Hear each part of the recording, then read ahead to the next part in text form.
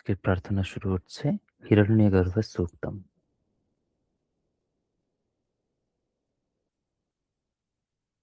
শ্রীগুরুভ্যো নমঃ। হরিঃ ওম। हिरण्यगर्भः समवर्तताग्रे भूतस्य जातः पतिरेक आसीत्। सदा धा सदा आधारपृथिवीन्द्यामुते मां कस्मै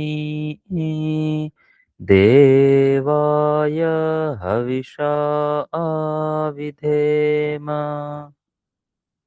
य आत्मदा बलदा यस्य विश्वा उपासते प्रशिशं यस्य देवाः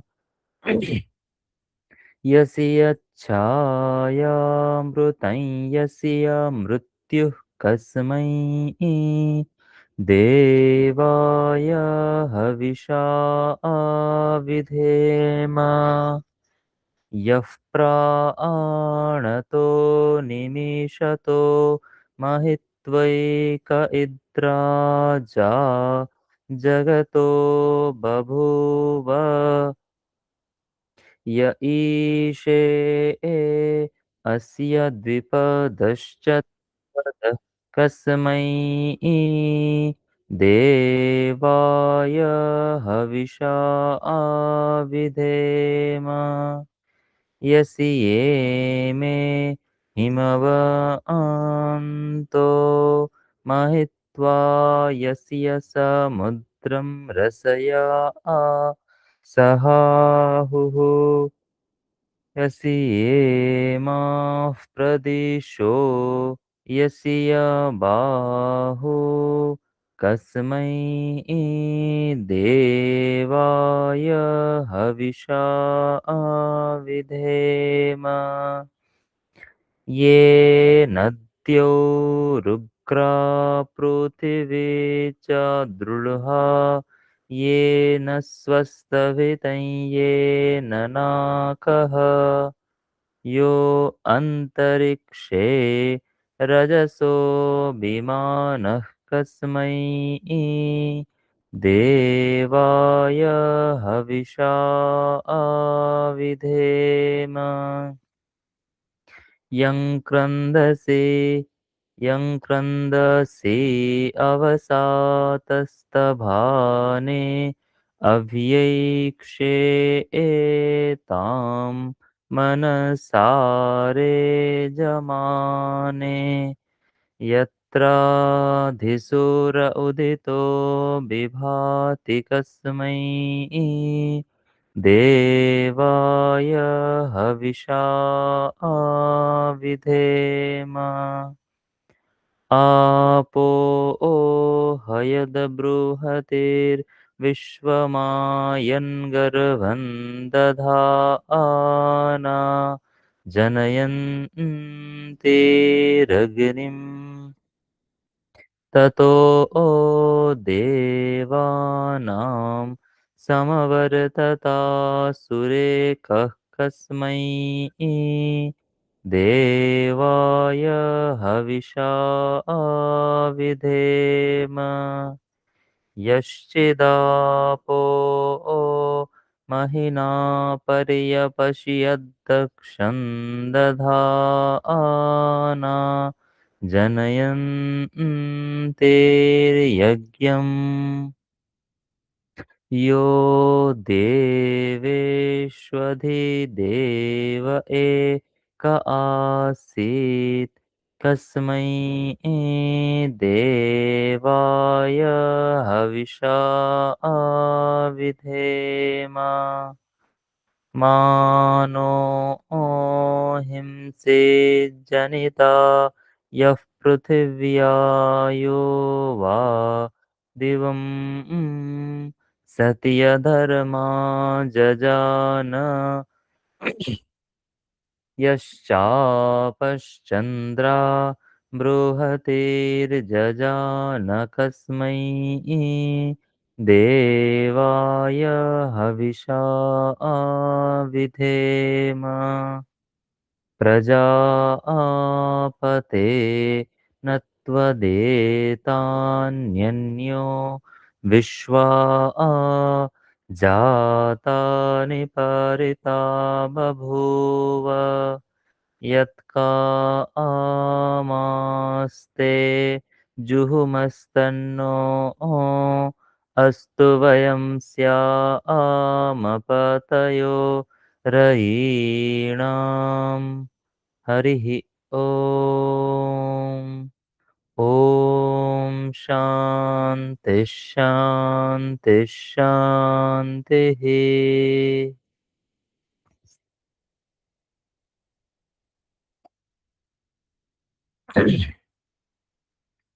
শ্রীমদ্ ভগবদ গীতা সপ্তম অধ্যায় ১৬ শ্লোক থেকে।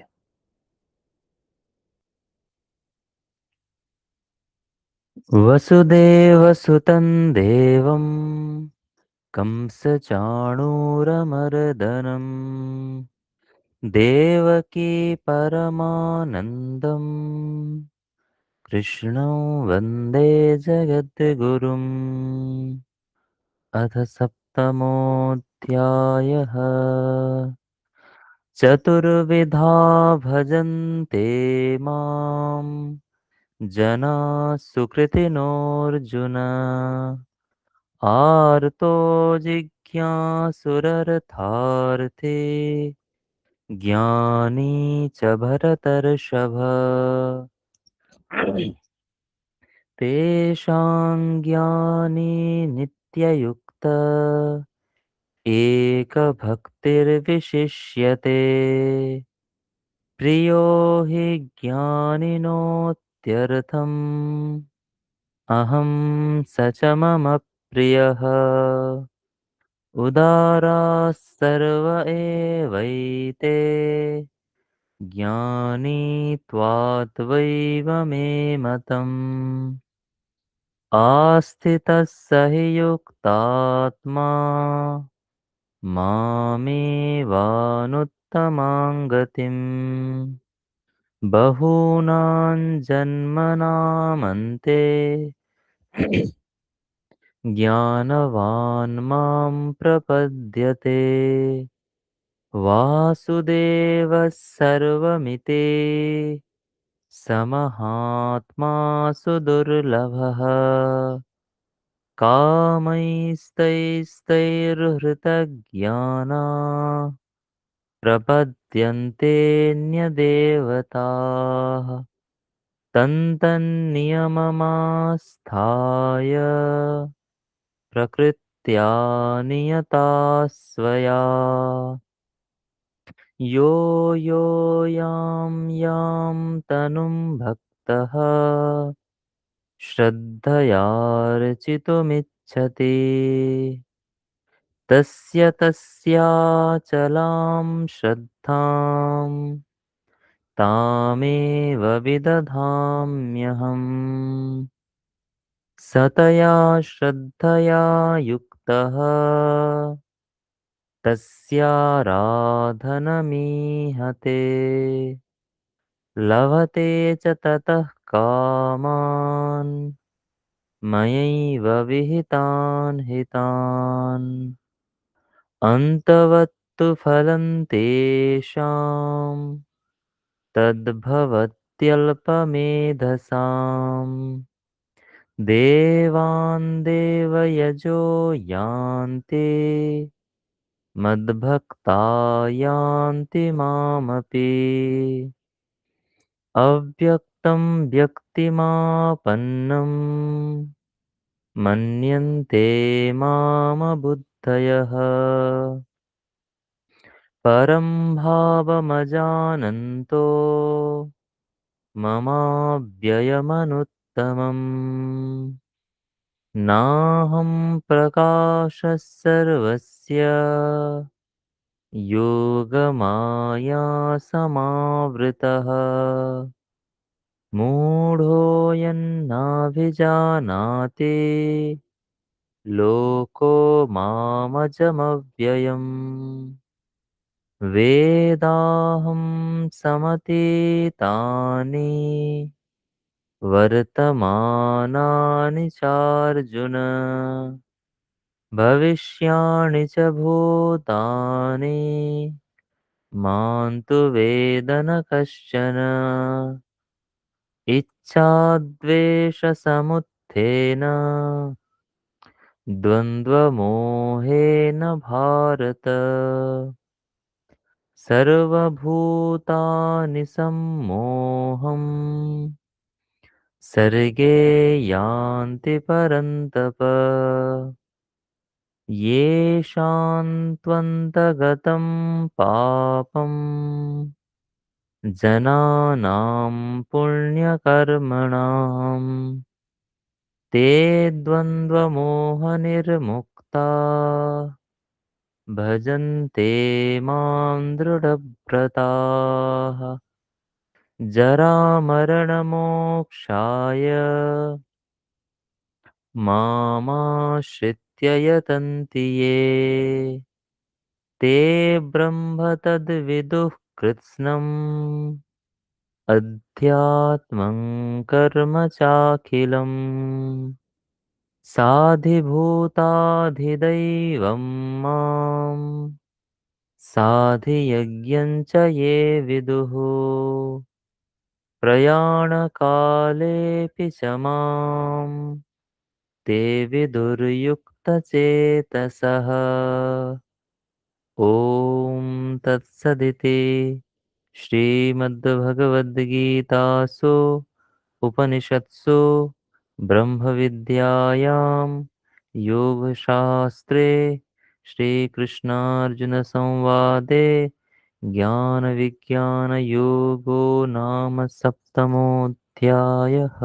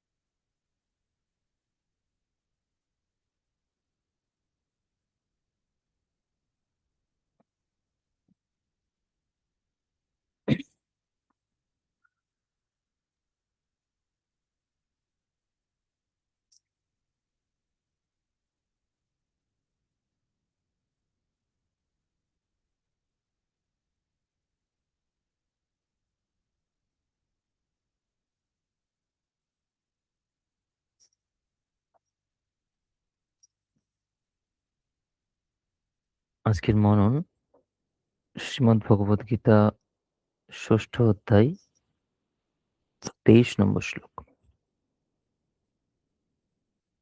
तं विद्या दुःखसंयोग वियोगं योगसङ्गितम् स निश्चयेन योक्तव्यो योगो निर्विण्णचेतसा। तं विद्या दुःखसंयोग वियोगं योगसङ्गितम् स निश्चयेन योक्तव्यो योगो निर्विण्णचेतसा।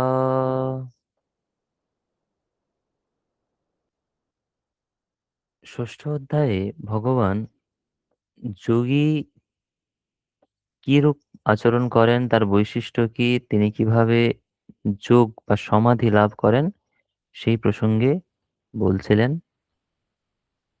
আমরা বিগত কয়েকটি শ্লোকে দেখেছিলাম ভগবান বলছেন যে যোগী কিভাবে সমাধি লাভ করে এবং সমাধি লাভ করলে তিনি কি, সমাধিতে তিনি কি পান সেই প্রসঙ্গে আমরা দেখেছি যে যোগী সমাধিতে যখন প্রবেশ করেন তখন তিনি একাগ্র চিত্ত অর্থাৎ একাগ্রতা সহকারে তার মনকে বা তার যে আত্মাকে সে কি পরমাত্মাতে সমর্পণ করেন, একাগ্র করেন, এবং আহ তিনি প্রচুর আনন্দ লাভ করেন, অত্যন্ত সুখ লাভ করেন।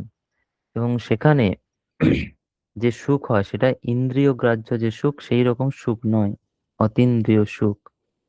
এবং এতটাই আনন্দ হয় সেখানে যে যোগী ব্যক্তি সেখান থেকে বিচ্যুত হন না, অর্থাৎ সেখানেই থাকার জন্য থাকতে চান বা সেখানেই থাকেন তত্ত্বগতভাবে।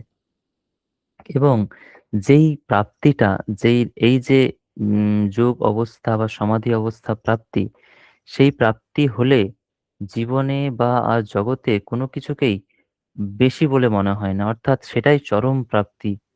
অন্য কিছুকেই আর পেতে ইচ্ছে করে না বা তার থেকে বেশি বলে মনে হয় না। এই জন্য সেই যোগী ব্যক্তি এতটাই আনন্দ লাভ করেন সেই অবস্থাতে যে তিনি এই সাংসারিক দুঃখে কখনোই, কোনো দুঃখেই, মহা দুঃখেও বিচলিত হন না।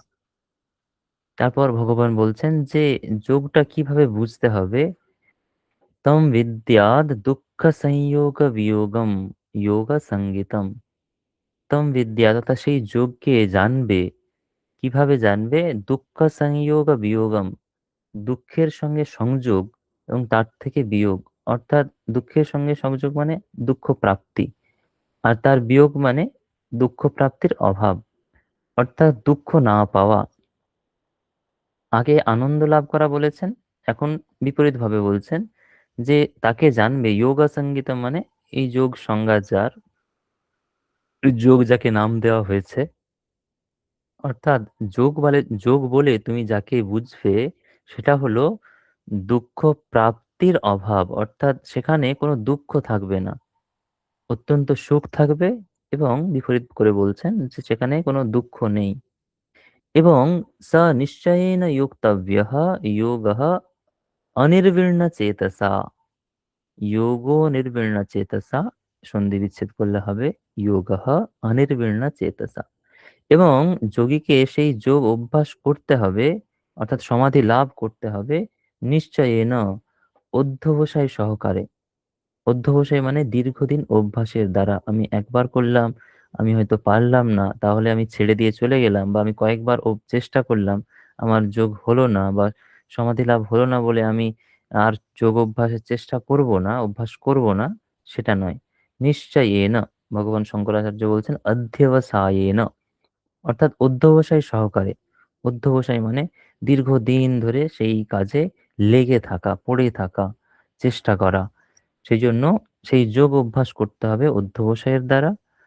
আর অনির্বিণ্ণ চেতসা, নির্বিণ্ণ শব্দের অর্থ নৈরাশ্য, চেতস শব্দের অর্থ মন, তাহলে নৈরাশ্যযুক্ত মনের দ্বারা নয়।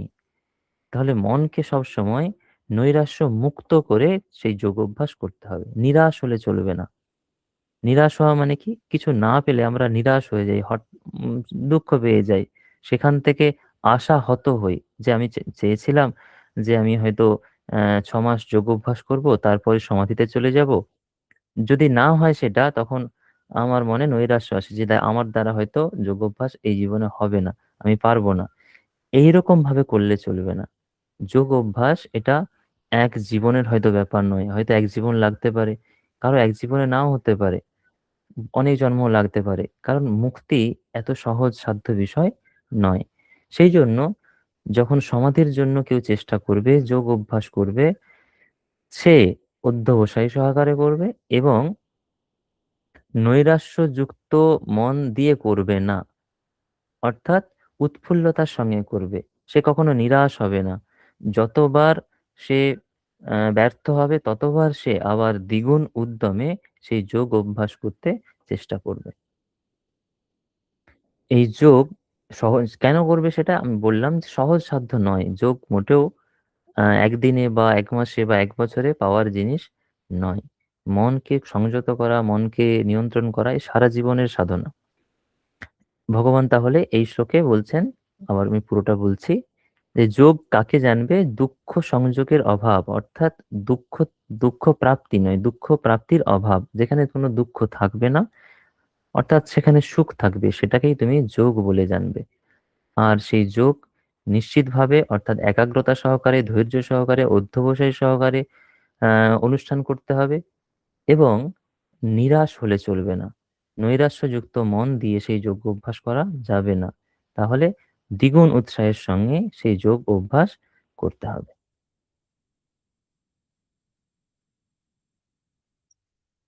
আজকের মনন আমরা এখানেই শেষ করছি।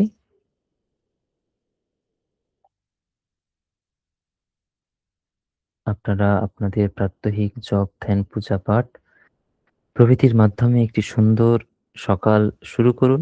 সকলকে সুপ্রভাত।